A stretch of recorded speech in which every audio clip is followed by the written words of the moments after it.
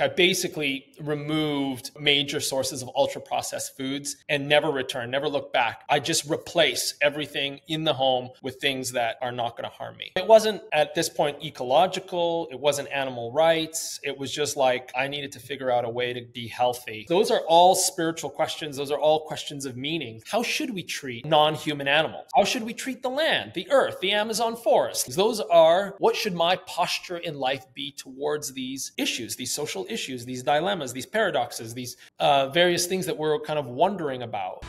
All right, welcome to the Fit Vegan Podcast. I'm your show host, Maxime Sigouin, and I'm the founder and CEO of Fit Vegan Coaching, a company that is on a mission to help 10,000 people get lean, thrive, and reduce their risk of chronic illnesses by 2033 and 1 million by 2050.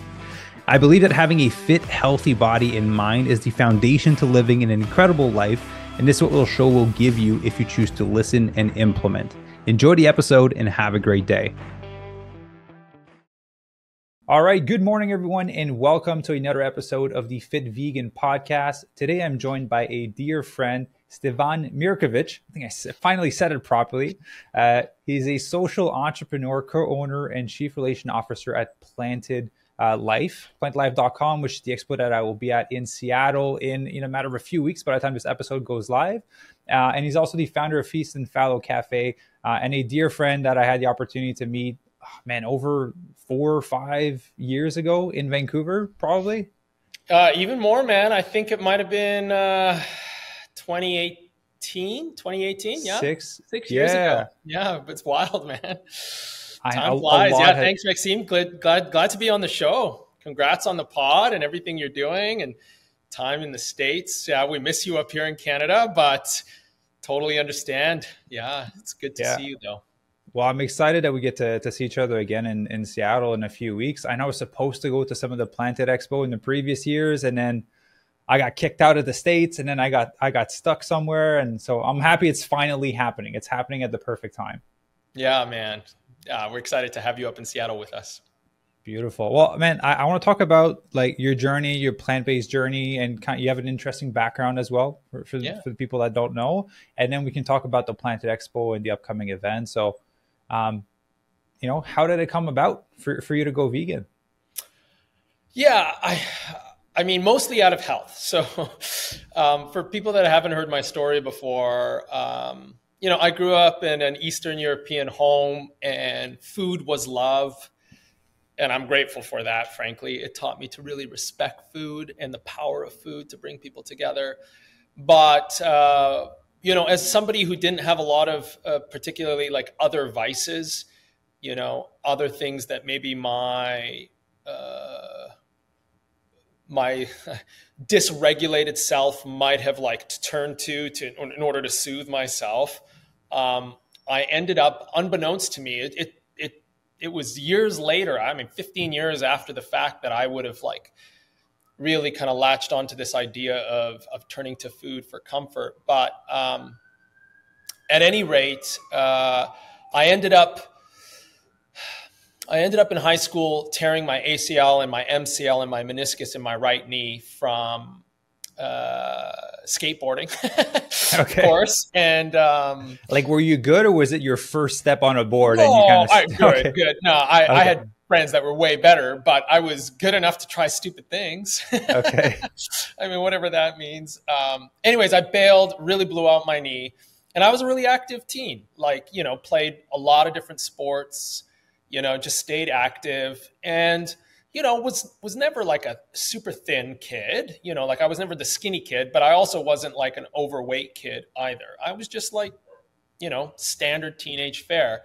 But by the end of my grade 12 year, I had gained about 65 or 70 pounds.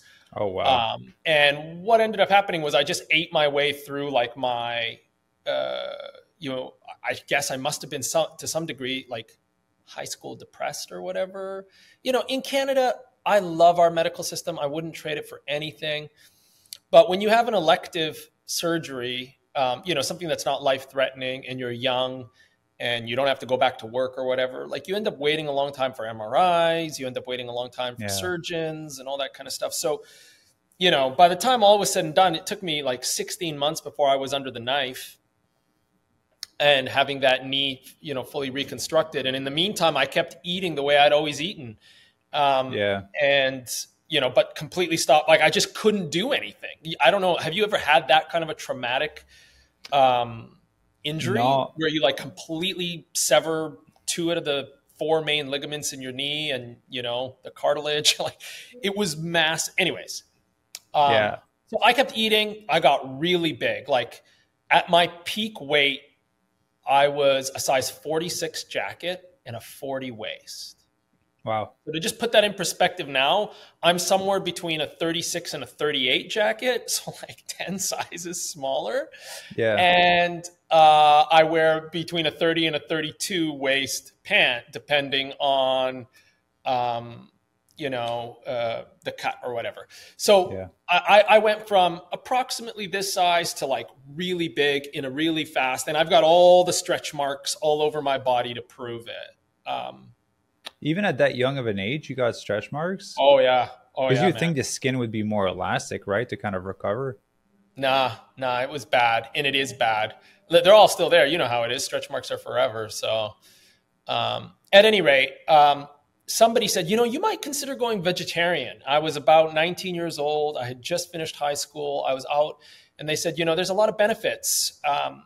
And I grew up in a kind of an environment where vegetarianism and veganism wasn't altogether unfamiliar to me because of my religious upbringing in a Seventh-day Adventist home. Anybody that's been vegan for any length of time always hears these like the Adventist Study 1, Adventist Study 2, and Loma Linda University and the medical profession. And, like, for example, the brain doctors, the Sharzai, Dean and Aisha Sharzai, they're doctors over at Loma Linda. Anyways, Adventists have a long history of eating plant-based.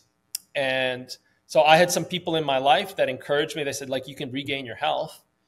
And so, it wasn't at this point ecological. It wasn't animal rights. It was just like, I needed to figure out a way to be healthy.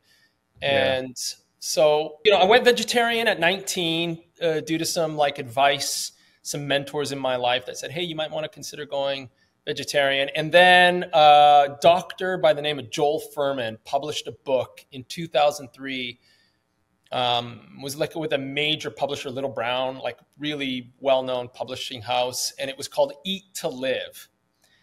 And I read this, Eat to Live, and it's basically a nutritarian diet. So he doesn't necessarily espouse veganism. It didn't even really have the ethical vegan perspective in it. What the book basically touts is if you want to be healthy, you have to jam as many nutrients as you can per calorie.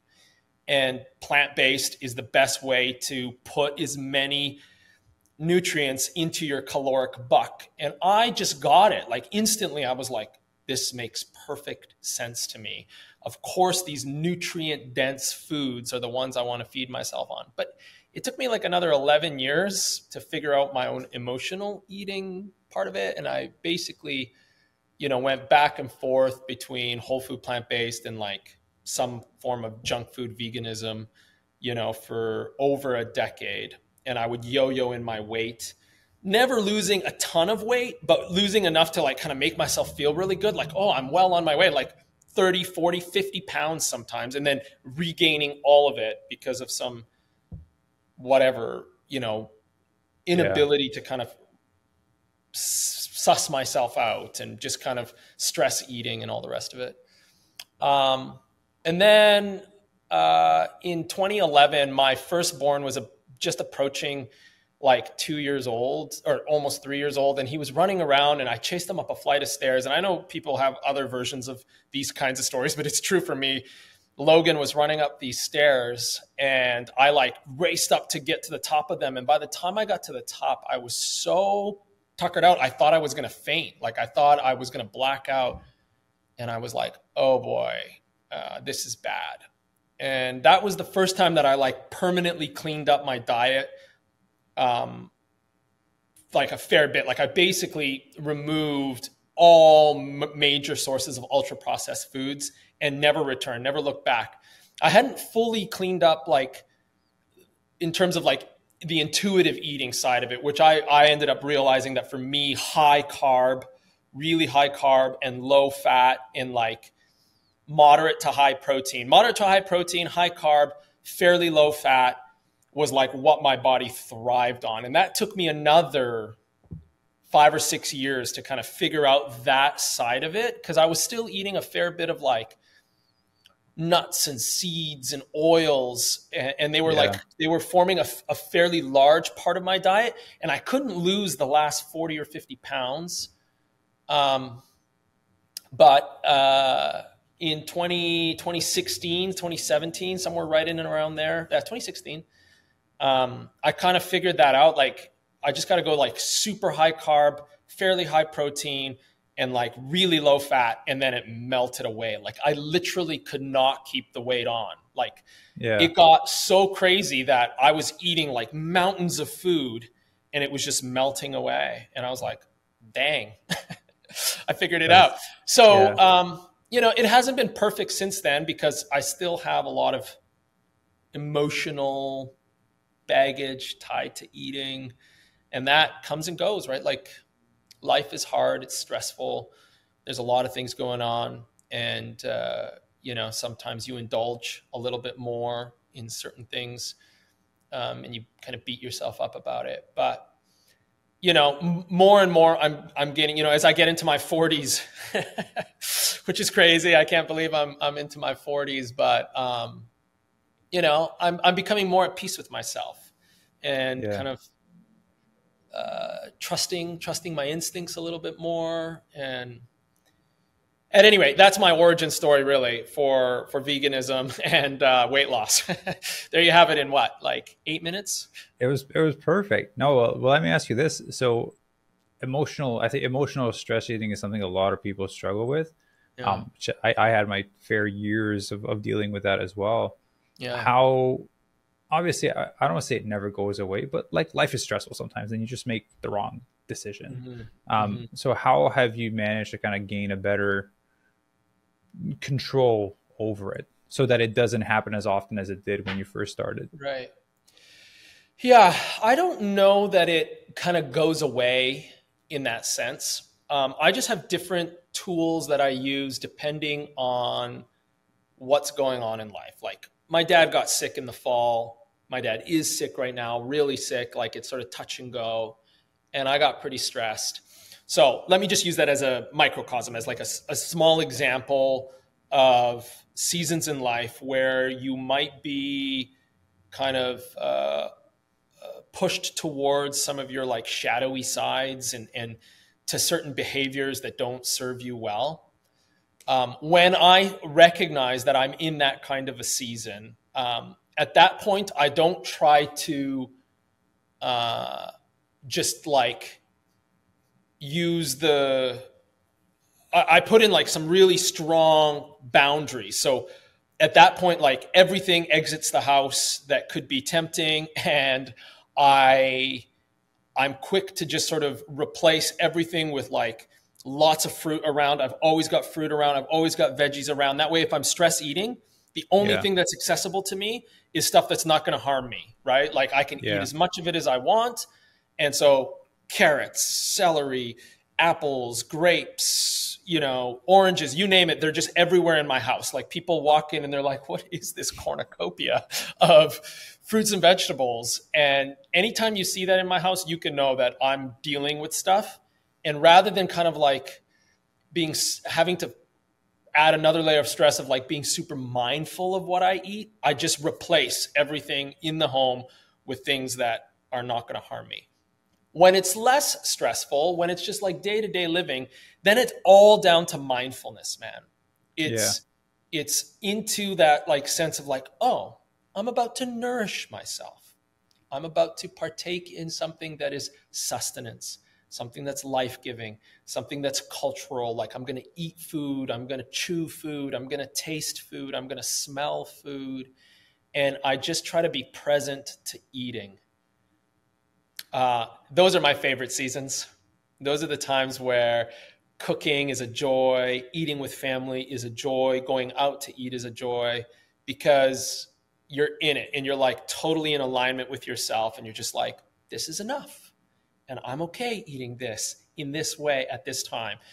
Yeah. And I wish those seasons were always there. And I wish that I could say that, that I was just in a permanent state of like mindful eating and enjoyment. But I'd be lying. That's not true. So it just kind of depends, to answer your question, more fully, it just really depends on the season of life and what level of boundaries and walls I need to put up in order to protect myself and to be aware of myself. So, so sometimes it's like, just like real tactical things, making sure I'm prepared, with snacks. I remember when I was losing the weight in 2016, how people's glove boxes are full of like protein bars or whatever people put in their glove boxes, gum and candy and snack foods. I would literally have a small little container of fruit in my car. So if I was driving somewhere and I got tired or I got snacky or I was like, I had some angst, I would just grab an apple and eat an apple, man. And I remember in 2016, 2017, when the weight was just coming off and I was just learning about all of these things, I could have like 8 apples in a day, man. Yeah. No problem. Just trying to work through what I was experiencing. So that's actually going to be one of my next question is, what happens when you have these moments of stress and you're traveling? Because right now you're traveling a lot, and so you don't have control as much to the environment, like having food in the kitchen, in the office. You're in hotel rooms, you're staying in different places, you potentially have to eat out at the restaurant a little bit more often. So how do you navigate these scenarios in moments of stress? Because a lot of people like myself travel a ton, and then that's the hard part, right? Is there's no kitchen. Yeah. Well, thankfully, fruits and veggies, are easy to pick up at a grocery store. And, we took the kids to New York City this past summer. And we like to teach. I've got 3 kids, 16, 13, and 5. And we like to kind of like show them like, you can still travel, if you choose to feed yourself, and don't eat out 3 times a day. It can be a reasonably priced holiday. In addition, you get to control what you consume. So, and you can, shop at the bodegas, you can shop at, smaller grocery stores, you can shop at the Whole Foods, you can shop at wherever. And, we teach them how to like make oats with like the coffee urn in the hotel room. You got your little traveling foldable, like we've got these bowls that like fold in on themselves, and like you can pop them out and then like, boil the water, make oats, always have fruit on hand. So, smoothie packs, there's just a lot of different things that you can travel with. And frankly, it's like, look, the truth of the matter is, you have to food prep at home if you want to succeed. We batch cook lots of things on Sundays. We prep a bunch of whole grain like things. We prep a bunch of legumes all in the pressure cooker. We pre-chop veggies, all to do like Buddha bowls, macro bowls, right? Like, so that we can have things. And then we have 3 or 4 different sauces on the go at any time. And then you can just kind of create that. And it's the same thing with travel. You just got to be willing, and then, show some discipline and some self-control when you're in the restaurants, and, pick the thing that's going to be satisfying, that you're going to like, that's going to taste good to you. And if you're eating out once or twice a day, that's like not ideal. Like, maybe you don't scarf down like the biggest portion, you make a mindful choice. And it really depends. It really depends on how you perceive of those things. And I'm okay. Like for me, some things just have to be black or white. There's lots of gray area in what I eat now. But then there's lots of things that are just black and white. Like if we take the kids out for vegan ice cream, like they know dad's not going to order an ice cream for himself. He may have one of the tester spoons just to taste the flavor, just to say, hey, what are my kids having? Like I want to taste a little bit. And they're just used to it now. Like we'll go wherever and they just know, how dad's going to operate on these fronts. And we don't say no to them. Like they love vegan ice cream. Yeah. And that's one of the joys of being a kid, just going out with your parents and having ice cream. But we teach them everything in moderation. So yeah, you can travel successfully, but it takes some preparation. Frankly, it's the same thing at home though, right? Like, I Yeah. don't know. Yeah. At You least for have me, those it is. tools. I Yeah. love what you shared about the meal prepping and the Buddha bowls and the macro bowls, because I don't know for you, man, but let's be honest. Once you're several years into veganism, you just eat a variation of oatmeal, smoothies, and Buddha bowls and stir fries, which are basically a cooked Buddha bowl. That's like Yeah. you vary between those four things, and then maybe a wrap or a sandwich from time to time. Yeah. Yeah. And when you're a family of five, like I am, I mean, maybe when you have a few less mouths to feed, we do a lot of one pot things like chilies, Yeah, stews, curries. We do a lot of those things because it's easy to put over brown rice and feed a lot of hungry mouths. Especially my 16-year-old is like 3 inches taller than me.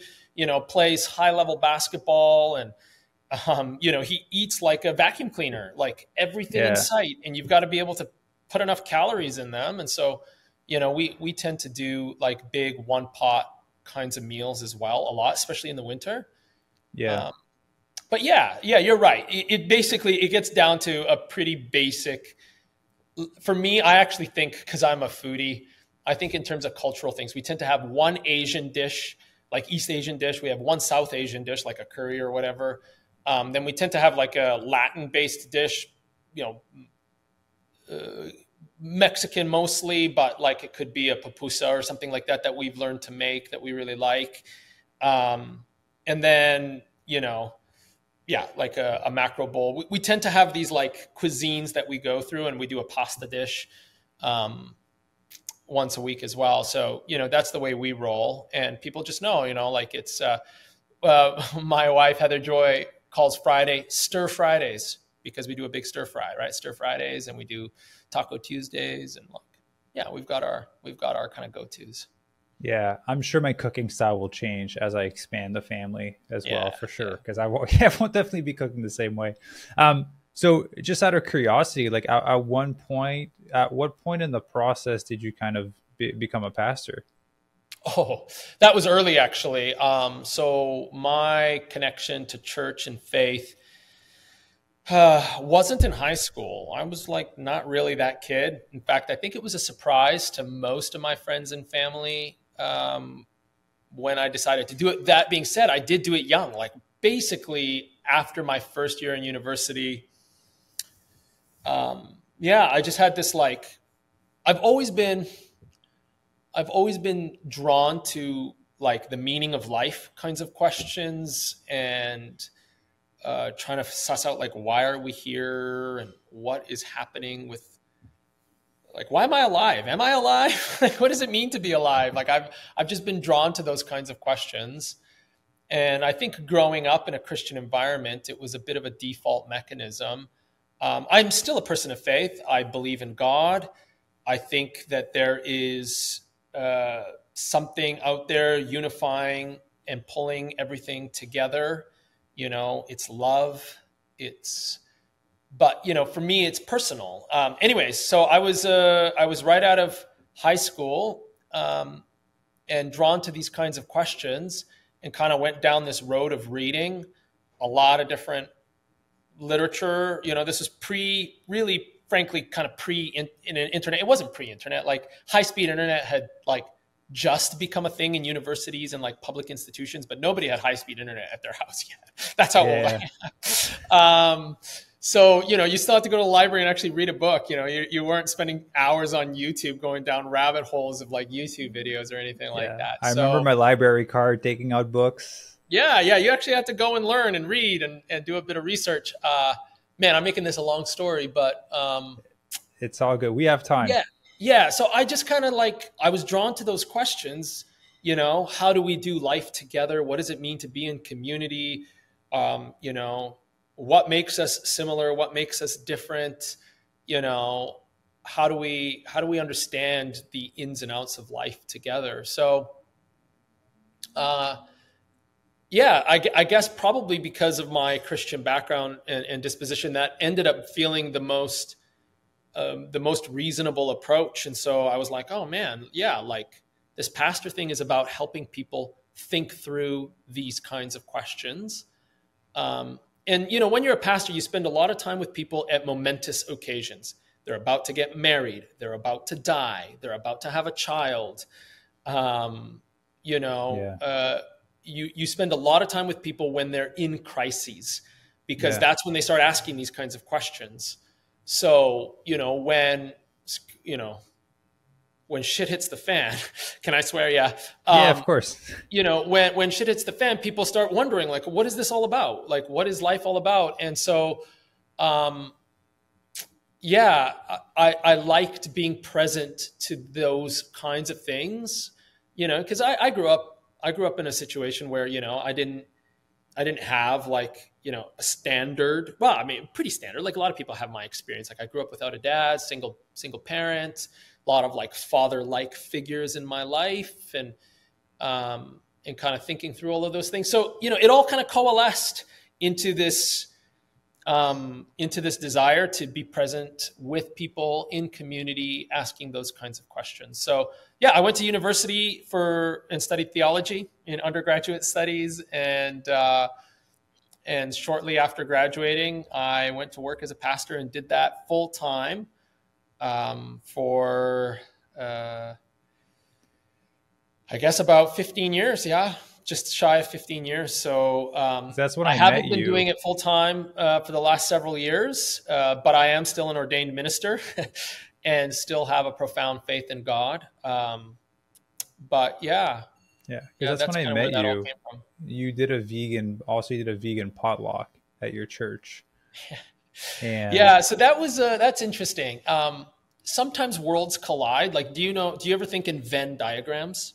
You know what a Venn diagram is? Like those circles, and they're like different domains, and then you look for the areas of overlap.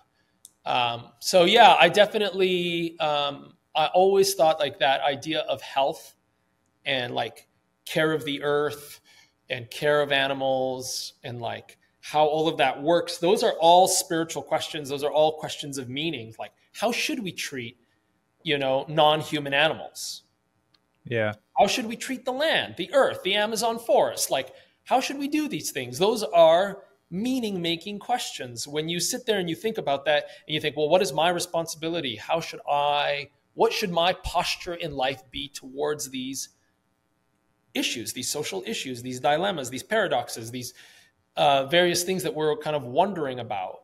And so, I found in veganism something that espoused my nonviolent posture in life. Yeah. I saw a lot of times when people would get agitated or they would feel defensive, they would frequently find themselves in a posture of violence. And look, I wasn't immune to that. Like, I grew up playing hockey, and if Steve Mirkovich was known for anything in high school sports, like, oh man, there are stories my high school coaches and my high school teammates would tell you, like, I could have a bit of a short fuse, and I've come a long ways. Like I became aware of it over time that, this was not conducive to the way I wanted to be in the world.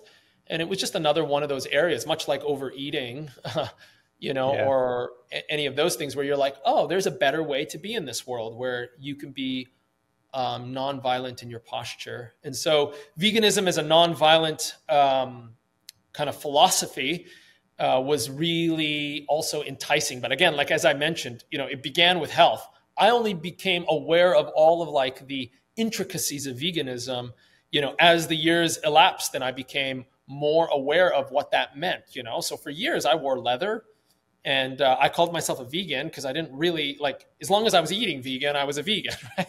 Yeah. Because, it just, the shoe didn't drop. Like, it didn't all connect right away, but in time it did.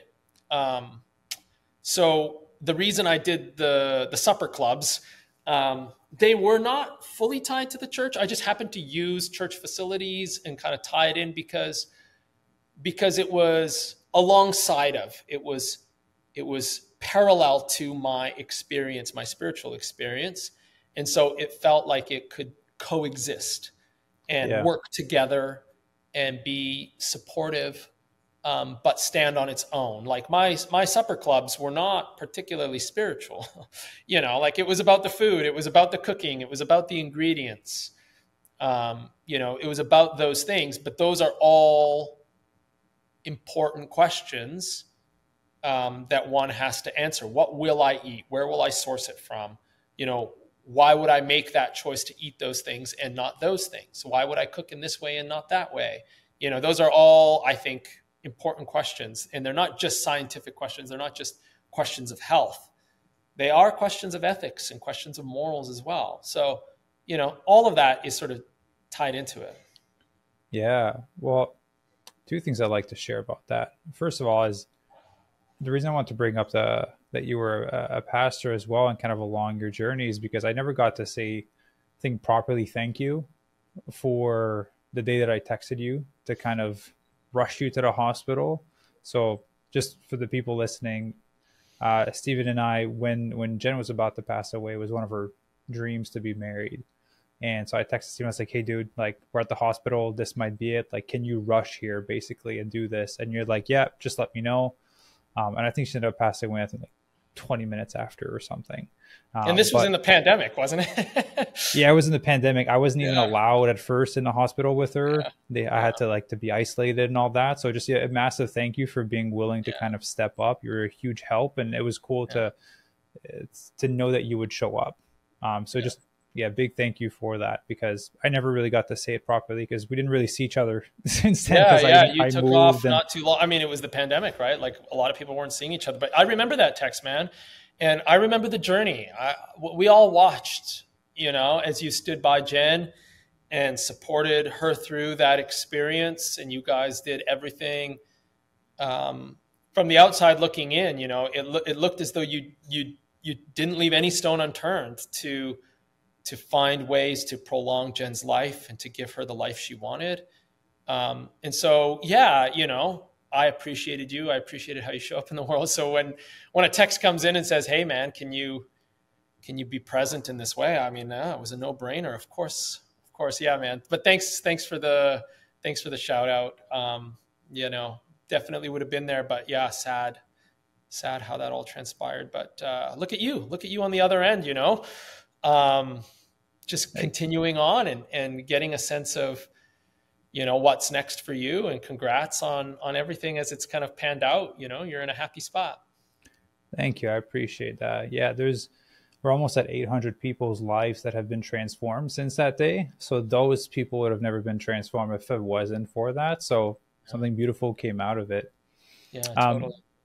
So you mentioned about like kind of combining veganism and the church and the ethical way to kind of show up.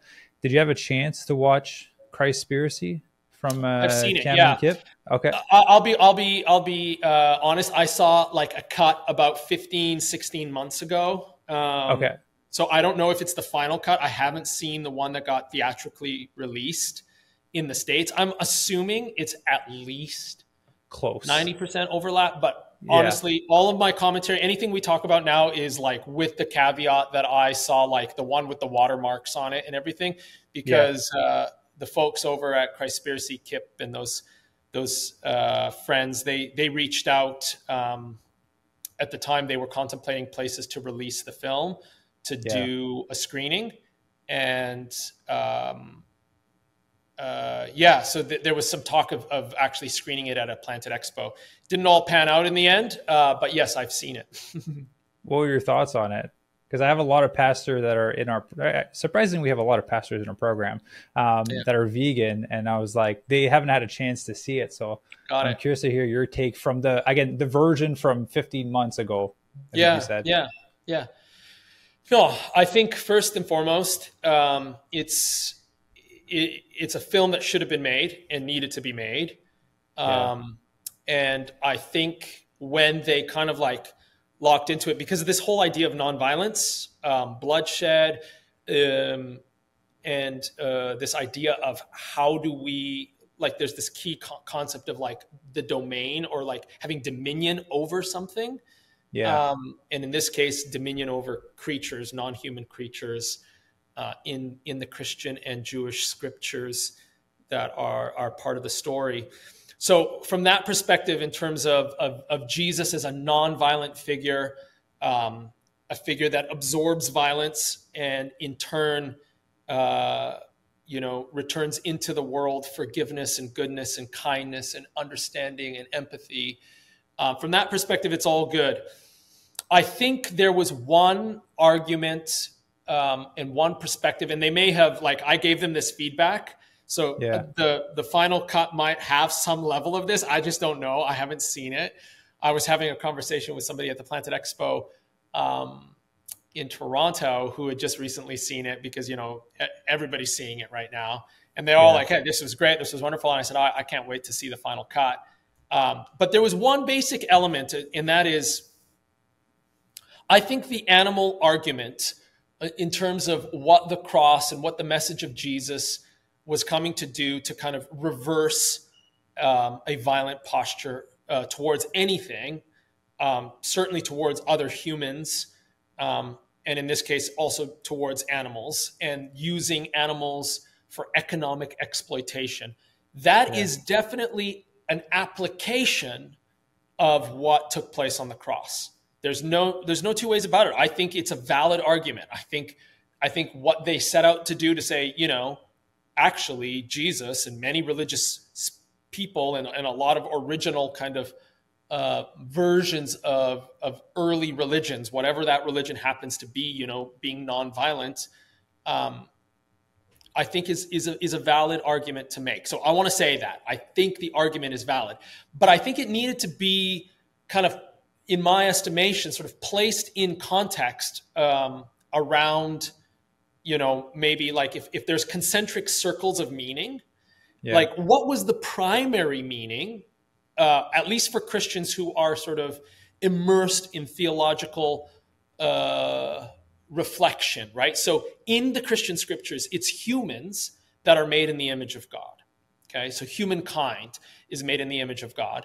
And what I believe is happening at the cross in this sort of thing is some form of God basically saying, I want to be in relationship. I want to be in relationship, and violence is in the way of relationship.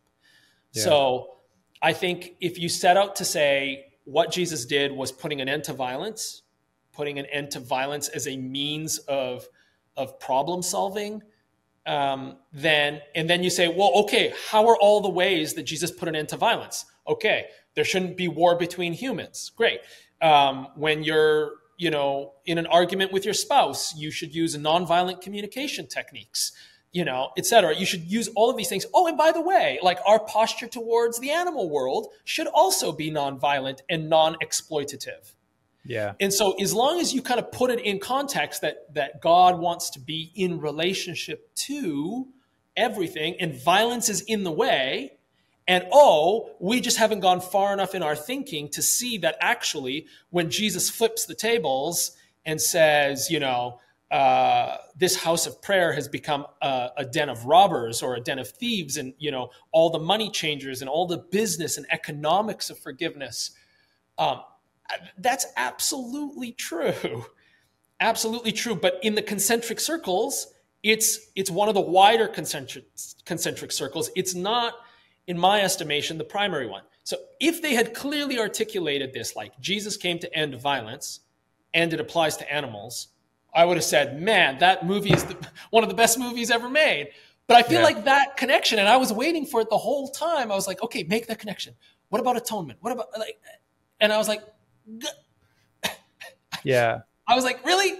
I wish I could have given them like that. And really, all it needed to be was 2 minutes. You don't have to even take the amount of time I just took on the podcast to talk about it. You just needed a little bit to kind of set the stage. Violence is in the way of relationships, primarily us to God and us to one another, and and towards the animals, and all of this animal sacrifice and the spilling of blood in order to have some kind of a relationship with God. That was never God's intention, and Jesus came to put an end to that. Yeah, he did. Great. Yeah. So it's a fantastic movie. It definitely touches on the fact that Jesus is nonviolent and that veganism is nonviolent. And then also just the general sense of most religions have this like do unto others as you would have them do unto you, like the kind of golden rule ethic. Yeah. And that golden rule ethic should apply to the non-human animals that we share this world with. I think is wonderful. So I'm glad the movie's made. I'm looking forward to seeing the final cut. Yeah, it's an interesting. I'm happy. thing. I'm happy that I asked because it's definitely a different perspective. Because again, I got to saw the final cut. So yeah, it does make sense what you shared though, because I don't think they went that wide with it. Yeah. I remember the part in the movie with what you're sharing. So I'm excited for you to see the final version. Yeah. Me too. So man, let's talk about Planted Expo. So the one upcoming in Seattle is the first American one that you guys are going to be doing? First one in the U.S., man. We're taking a bit of a, I don't know, just step out and saying like, we've got to be in the U.S., I think. Yeah. Like, a lot of vegans here. Well, and not just for that, not just as a right step for Planted as a brand, yes, but also just the small businesses and the way everything interacts and the kind of small, like veganism is still in the grand scheme of things very small compared to the whole food world, to the whole fashion world, to the whole world of beauty and cosmetics, all of the kinds of brands that come to a Planted Expo. Veganism is still niche, right? It's still a fairly narrow application. And so stepping out and being in the US and kind of being a part of sort of just the wider community felt like the right thing to do, because there's a lot of Canadian brands, as they begin to scale, and we see that growth, right, at Planted Expo and formerly Veg Expo. Veg Expo, Planted Expo has seen brands that have started in some small little shop and then like exploded, and then also disappeared, and I don't have to name names, but like local here, British Columbia brands that like made it certainly in the Canadian and US markets, and now are completely gone. Yeah. So we just thought it was really important to step out, try something, be present in the US, and learn what business in the small business, medium-sized business world was like in the US. And that's the thing, right? So every city of any major size in both Canada and the US has a flourishing small and medium-sized plant-based business community. So, and they don't have to be fully plant-based. They could just be brands that have 1, 2, 3, 4 SKUs that are plant-based or vegan in nature, because they recognize that that's a growing segment of the market, and they want to get it out in front of their audience. So what Planted Expo does is it connects the core target plant-curious audience. And that's a big thing people need to recognize. Like, we set out to reach an audience that is simply exploring what plant-based and vegan living might mean for them, to the degree that they're willing to kind of engage it. We have never set out to like do an amazing event for vegans. Like vegans are going to come because it's what they want to do and see, and be a part of.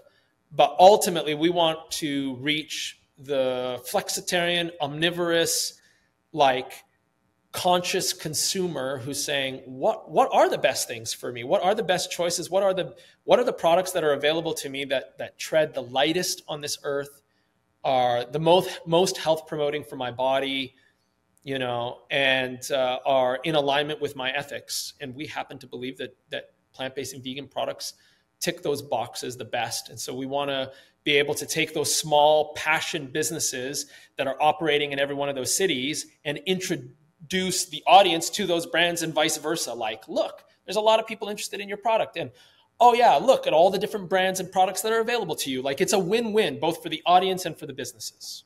Yeah. And so what can people expect for the Seattle convention? Look, it's an opportunity to be in the same room with people that are there to try the best of what the small business and medium-sized businesses have to offer in their city, right? So they can go and try like all of the artisanal faux meats, all of the artisanal cheeses, And then any other number of kind of CPG consumer packaged goods brands that are available in their city. And some wider, like, you know, we don't limit it to like, you have to be from Seattle, or you have to be from Vancouver, you have to be from Toronto to exhibit. Like, we have brands come from all over. But when we go out to like build a show in a city, we want like a heavy representation of Seattle brands at this first Seattle event, because the audience that is coming is a Seattle audience. And we think it's important for those two groups to know each other. Who's in Seattle and what products are being made, and how can we get those two people in the same room together? So, you know, you can expect like a happy environment. You can expect a lot of samples, a lot of great deals for shopping. And then, you know, just a great lineup on the stage of various doctors, athletes, influencers, authors, nonprofit owners, doctors. Did I say doctors? Like, just people that are engaged in advocating and educating people on ways in which the plant-based and vegan lifestyle might affect them. So yeah, we've got like people speaking about animal sanctuaries. We've got Dr. Greger coming to talk about his new book on how not to age. We've got athletes and entrepreneurs like yourself. We've got cookbook authors. We've got like Instagram megastars like Carly Bodrug. Like, there's just a lot of really great people that come and they share their stories. So yeah, that's kind of what it is. And it's over the course of 2 days. You can buy a 1-day ticket.